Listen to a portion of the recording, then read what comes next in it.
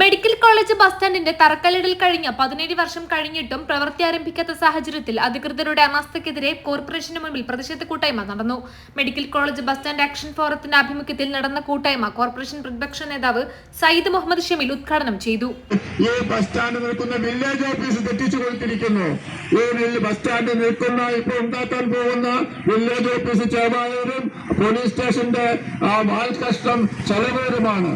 ഈ രണ്ട് വില്ലേജാണ്. ഇവിടെ ഇരിക്കുന്ന ആളുകൾക്ക് അറിയില്ല. പിന്നീട് 60 സെന്റ് സ്ഥലം ഏത് വ്യവസ്ഥയിലാണ് ആഭ്യന്തര വകുപ്പിനോട് ചോദിക്കുന്നതെന്ന് ഫയലിൽ എഴുതിയിട്ടില്ല. ഫയൽ മടക്കി ആഭ്യന്തര വകുപ്പ് എന്താണ് നിങ്ങളുടെ ഉദ്ദേശം? ഈ എങ്ങനെയാണ് ഗവൺമെന്റ് ഹോം ഡിപ്പാർട്ട്മെന്റിന്റെ കയ്യിലുള്ള വകുപ്പ് പഞ്ചായത്തിലാണോ വിട്ടുകൊടുക്കേണ്ടത്? ഈ BOT-ക്കാർക്കാണോ വിട്ടുകൊടുക്കേണ്ടത്? ഇതൊന്നും തന്നെ വ്യക്തമായിട്ട് എഴുതിയിട്ടില്ല. ഇത് ഏത് വില്ലേജിലാണ്, ഇതിന്റെ സർവേ നമ്പർ എന്താണ്, ഇതൊന്നും വ്യക്തമല്ല എന്ന് പറഞ്ഞ് ആഭ്യന്തര വകുപ്പ് ഫയൽ മടക്കി.